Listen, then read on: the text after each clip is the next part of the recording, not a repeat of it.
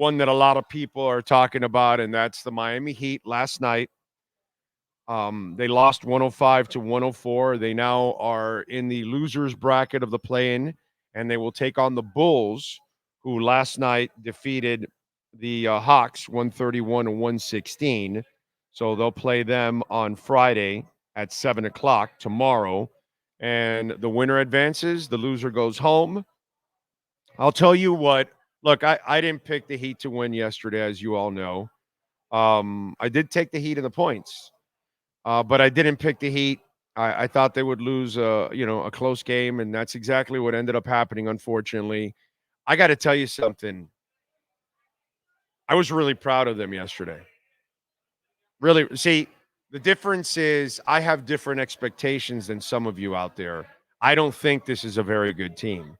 I think Spoelstra, again, the magician that he is, he whipped out the zone. It gave them problems. Sixers played some. You know how the Heat played sloppy at the end and turned over the ball? The Sixers also were sloppy in the first half, turning over the ball too. They gave away a bunch of lazy passes on the back end that Jimmy was able to steal easily. And I don't know how they didn't catch up to that, but that was great for us because they kept the Heat and they mucked it up. They mucked it up so much that they kept themselves in the game. I was really proud of the Heat yesterday because they're really not that good. See, some of you out there, okay, you keep waiting for Bam to show up, right? Right? Right? We keep hearing that shit, right? I still hear people say that. I still see people, Bam's got to step. Yeah, you keep waiting for that. Oh, and Tyler too. You keep waiting for that. You go ahead. See, that's the difference between me and the people that sell heat hopium and others, whether it's writers or fans. You convince yourselves that Jimmy can turn it on. And before the injury, he didn't turn on shit, bro. He had a couple steals, but offensively, he was nothing. He was nothing. What kept him in the game was the defensive part of it. That's what kept him in the game. A couple of easy steals. Dude, he shot 5 of 19. You know how many steals he had? 5. That's where his points came from, the steals and the layups. He's not that guy anymore. He wasn't that guy before the injury last night. But you can lie to yourself if you want to keep lying to yourself that you're waiting for Bam and you're waiting for Tyler and you think Jimmy is still the guy and all that kind of stuff. Listen, you go ahead, bro. You go ahead. There's probably a lot of heat shows out there to sell you that hopium and feed you that bullshit. And they probably fed you that bullshit all year long. We're not going to feed you the bullshit here, bro. We'll give you the real honesty. The front office failed. They didn't get the other star next to Jimmy. They sold you Bam. They sold you Tyler. You guys bought it. Some of you bought it. I never bought it. At no point did I ever buy it. And if you want to keep trying to buy it and wait for Tyler and wait for him to stay healthy and wait for him to have great moments, and he didn't again yesterday. What, did he got a couple of baskets at the end? Big deal, bro. Give me a break. Come on. So the Heat were fantastic last night. For what they are, for what is left of Jimmy, they did a great job of mucking it up and keeping themselves in the game. Dude, they almost won that game. That was phenomenal last night. Phenomenal. They have no business winning. They have no business advancing. They have no business being on the same court with the Celtics. Okay?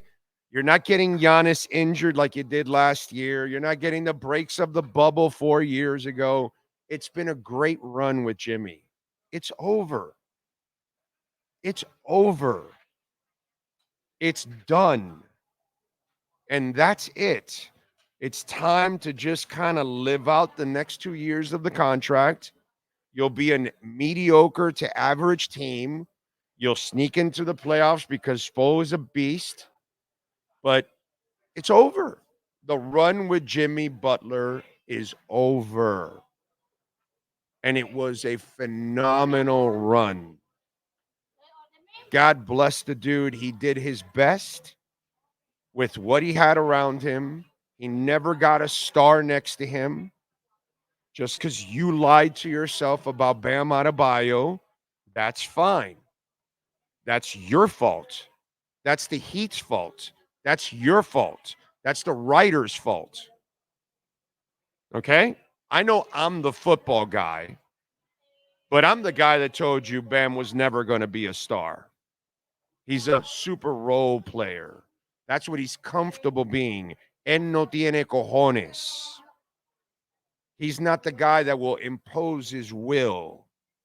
He doesn't have any kind of Alonzo Mourning in him. He has no Dwayne Wade. He has none of that. His DNA has never been built that way, never will be built that way. It's not who he is. He doesn't even have PJ Brown's edge. PJ Brown was the gentleman of all gentlemen's on the court, a mother effer. He wasn't going to take shit from anybody. And he was going to let you know about it too. Now, guy's not built that way. Tyler's not built that way. Okay? It is what it is. What Jimmy did for 4 years was phenomenal. We have to appreciate it. We have to embrace it. Sadly, Riley and company failed in getting another star. And the rest of you out there tried to manufacture it by forcing others that don't belong there. And that's your fault. Remember, we talk about this all the time. The fan that builds up their own expectations and then they get mad at the team because they didn't meet their expectations. Those of you out there that thought Jimmy could turn it on, he can't anymore. He proved it all year long. He's done. He's cooked. It's over. The run's over. You lied to yourself. You thought Bam could be great. You lied to yourself. You thought Tyler's the guy. You lied to yourself. That's all it is. But listen to the football guy next time. The football guy actually knows that Bam's not really a superstar and that Tyler's just not the guy. Just ask the football guy. The football guy will tell you. You know, the football guy is the guy that says Dale Talon should be fired before anybody because nobody had the balls to say Dale Talon's not doing the job. But the football guy did. And the football guy tells you you can't win with Barkov and Huberdeau as your leaders. You've got to trade one, and that's Huberdeau. Go get another star. They went and got Kachuk. But that's the football guy talking. But I get it. I'm labeled the football guy. So, you know, what am I going to know about basketball and hockey? And I'm going to tell you Messi's arrived. He will be here. Trust me. Soccer. I don't know. But I'm the football guy. It's all right. I'm the football guy. I've only been following all sports since I was a kid and covering them all for 34 years. I know exactly what goes on. What I'm not afraid of is actually telling you what really is going on. Some of you are just afraid of actually telling the truth. You got to lie to yourself. Oh, no, Bam's going to be that guy. No, he's not. He's not built that way. You keep waiting. Go ahead. Keep waiting. The Heat were phenomenal last night. They did the best they could with what they have. There are no stars on the court last night. None. Not even Jimmy. Before the knee injury. He's not a star anymore, dude. It's over. Can't impose his offensive will anymore. Those days are done. He's done. You need to ride it out. What you got to do is stop lying to yourself. That's what you got to do. Stop lying to yourself. Last night was phenomenal. Was another Eric Spoelstra masterpiece of this is the only way we can win. We need, some of you aren't old enough, but you are. Panther hockey, when they went to the first Stanley Cup, right? What's the only way they could win? Fight, scratch, claw, throw it into the corner, Beezer stop 40 shots, win 1-0, right? I mean, those of you that lived it, the Panthers got into a game. If the other team was explosive, i.e. Colorado, finito, over. Forsberg and company, it's over, bro. You can't stay with them because they're high-powered. You're not. You have to muck it up. And that's exactly what Spoelstra did. He did the Florida Panthers in 96. He got Mellenby and Scrudlin and he just made, and Loss and company, and just made it ugly. Ugly basketball, ugly hockey. Let's get 90s basketball involved into the 2020s.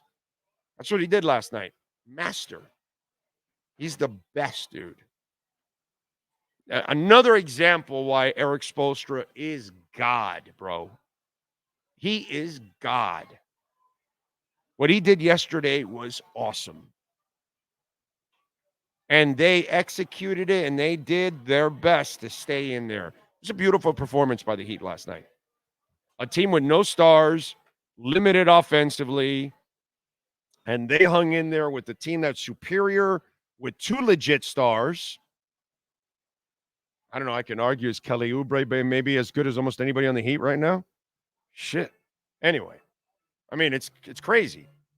They did a great. I was really happy with the Heat last night.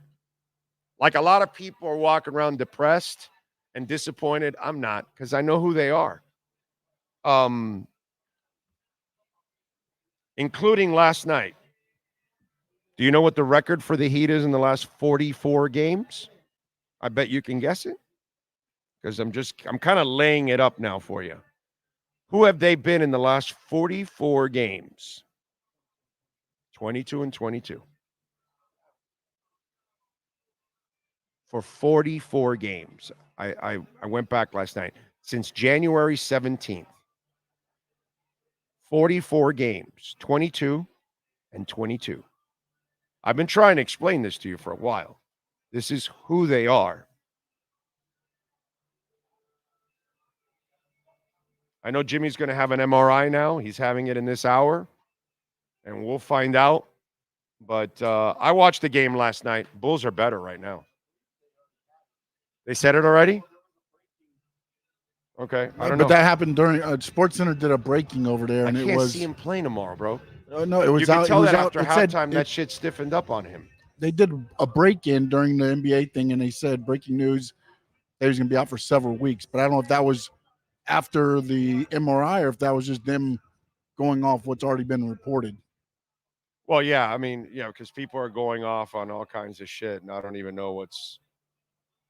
Let me see here if there's anything on the wire. So far, I'm not seeing anything.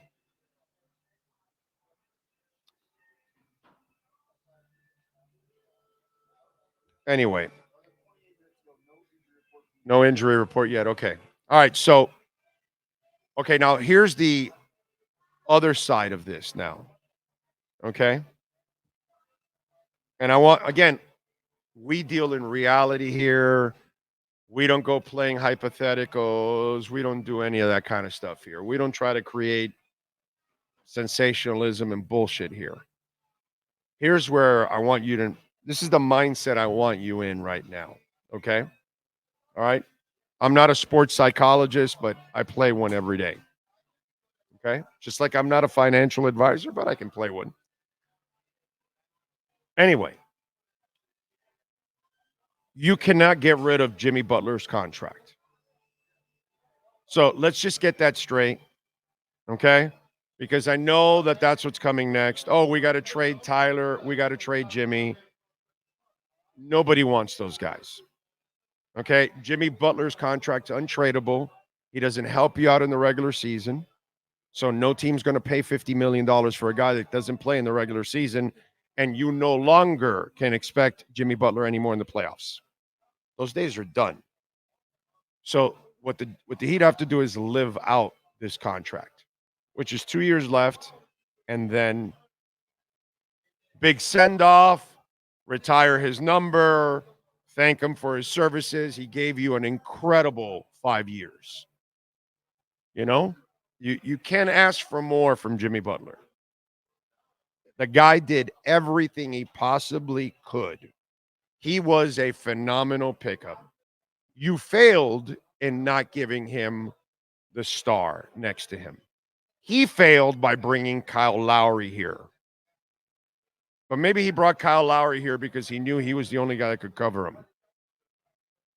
Anyway, as I digress, you will not be able to trade that contract. So that contract is stuck with you like luggage for 2 more years.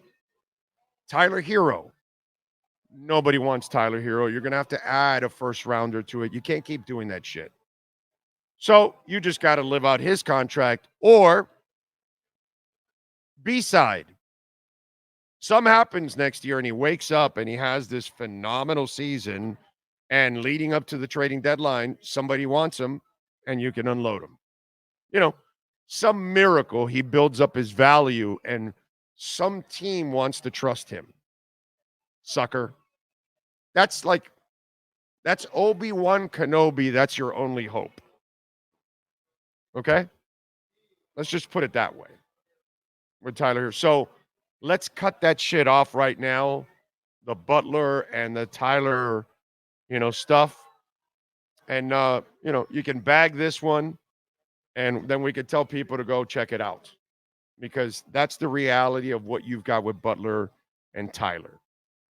So the next 2 years are about letting that contract expire, develop the rest of the guys, get liquid again so you can go buy yourself a real star. But the answers aren't going to go get a broken down Jimmy Butler for next year and team him up with an older Damian Lillard who really didn't perform the way he should this year. So, don't make that mistake. Don't compound your problems by adding another older player. It's over. Turn the page, get ready for something new and something fresher. That's what I would do. Okay?